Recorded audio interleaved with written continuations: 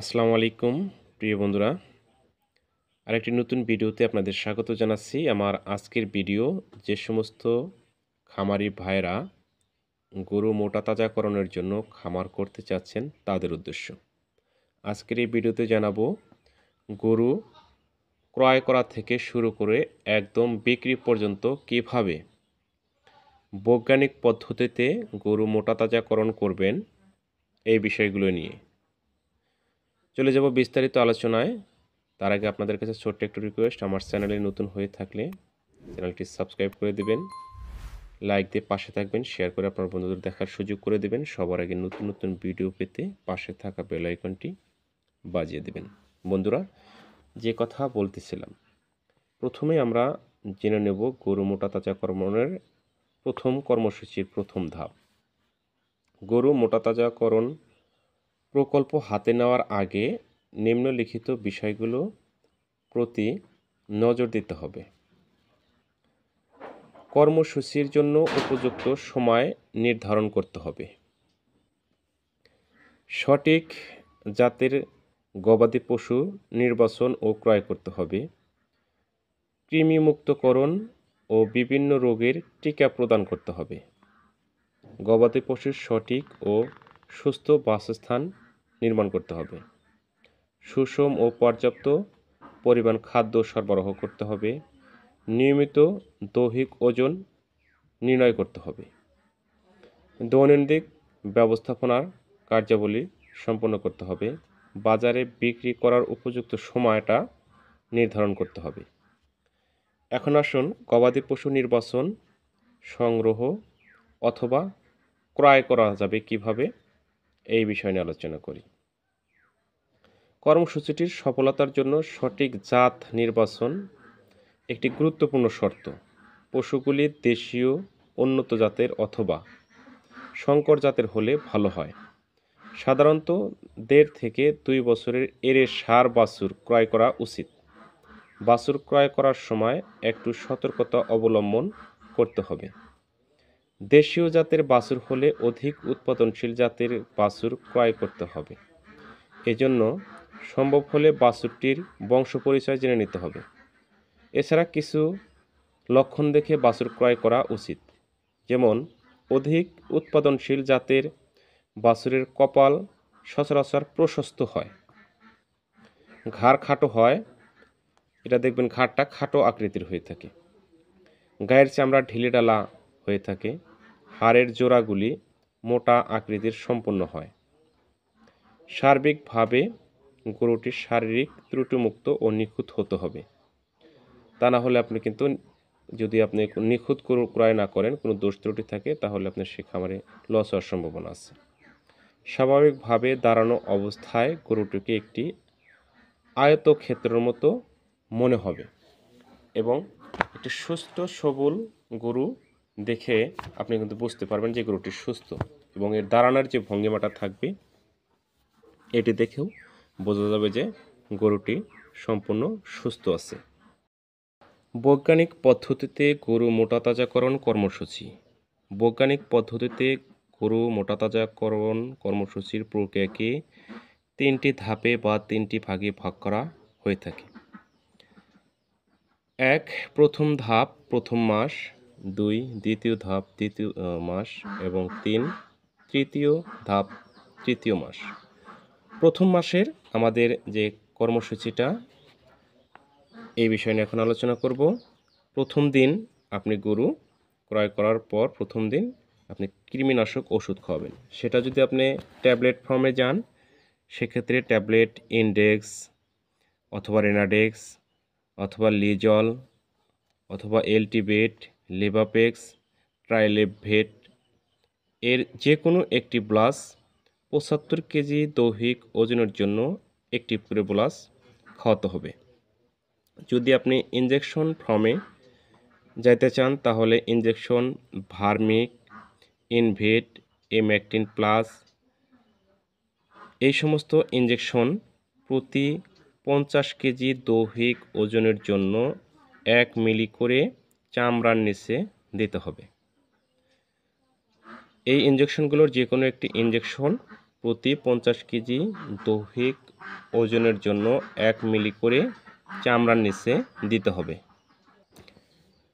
এবং দ্বিতীয় দিন থেকে চতুর্থ দিনের কার্যাবলী আপনার লিভার টনিক সিরাপ, লিভাপ্লেক্স, লিভাভিট, রেস্টোলিভ, হেপাফিট, এই সমস্ত যে লিভার টনিক সিরাপগুলো আছে, এই সিরাপগুলো 100 কেজি দৈহিক ওজনের জন্য 20 থেকে 30 ml দৈনিক একবার খাওয়াতে হবে।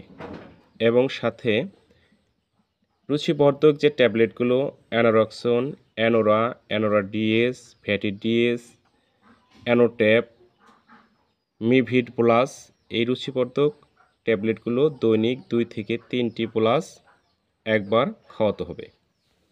এরপর সপ্তম দিনে এসে আপনার ইনজেকশন অ্যামিনোভিট প্লাস অথবা মাল্টিভিটামিন, যে কোনো একটা মাল্টিভিটামিন, এগুলা আপনারা ইউজ করবেন। 100 কেজি দৈহিক ওজনের জন্য 20 থেকে 25 ml গভীর মাংসে দিতে হবে সরাসরি।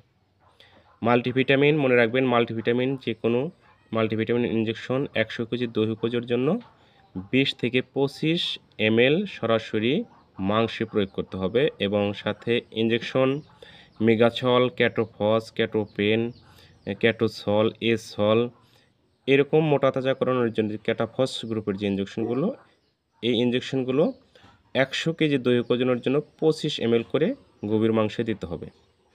এবং 14তম দিনে আবার ইনজেকশন দিতে হবে আপনাকে অ্যামিনোভিট প্লাস মাল্টিভিটামিন যেটা আছে, এই অ্যামিনোভিট প্লাস আবার দিয়ে দেবেন 100 কেজি দৈহিক ওজনের জন্য 20 থেকে 25 ml গভীর মাংসে। এবং আবার ক্যাটোফস, মেগাসল, এসল, এই গ্রুপের ইনজেকশন আবার 100 কেজি দৈহিক ওজনের জন্য 25 ml গভীর মাংসে দিয়ে দেবেন। 21তম দিন অর্থাৎ 7 দিন 8 দিন পর পর একদিন করে মোটা তাজাকরণের ইনজেকশন দিতে হবে।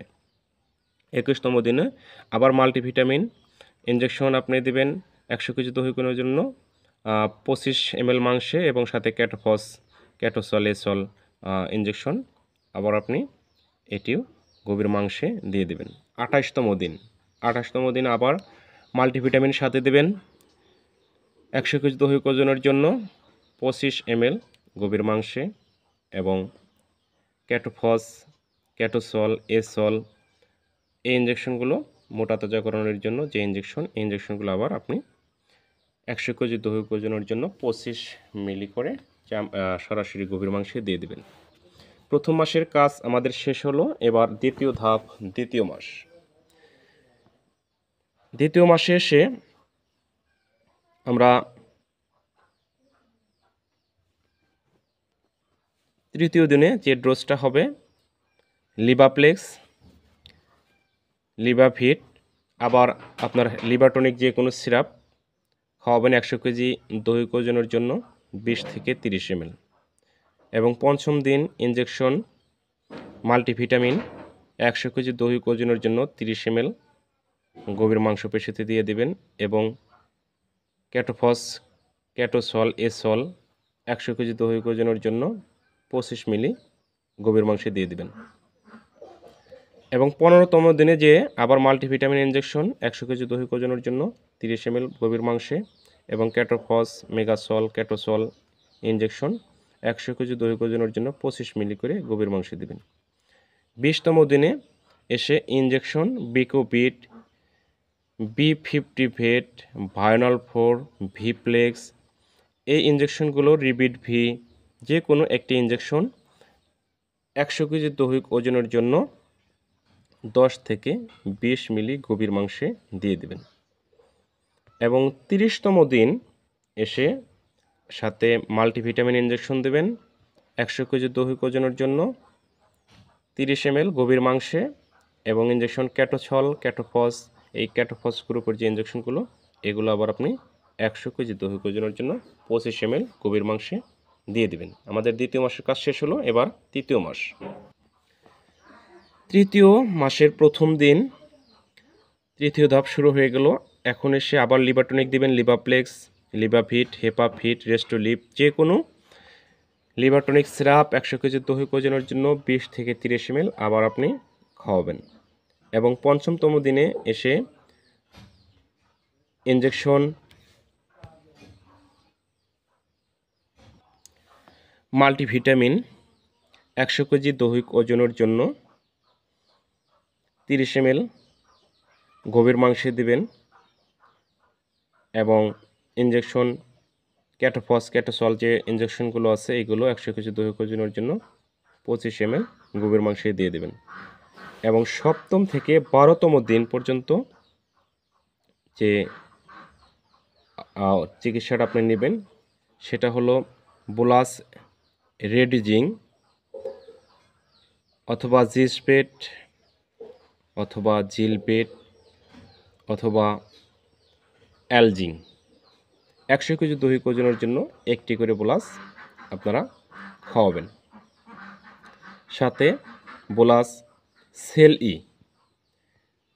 এই সেল 100 কেজি দৈহিক ওজনের জন্য একটি করে বুলাস আপনারা 7ম দিন থেকে শুরু করে 12তম দিন পর্যন্ত এটা খাওয়াবেন এবং 30তম দিনে এসে সবশেষ আমার 3য় ধাপের একদম শেষ ধাপটা সেটা হলো ইনজেকশন ওই আবার মাল্টিভিটামিন দেবেন 100 কেজি দৈহিক ওজনের জন্য এখানে 40 মিলি দিয়ে দেবেন 100 কেজি দৈহিক ওজনের জন্য 40 মিলি গভীর মাংসে দিতে হবে। আমরা প্রথমে দিলাম 100 কেজি দৈহিক ওজনের জন্য মাল্টিভিটামিন ইনজেকশন 20 থেকে 25 ml এটা প্রথম মাসে।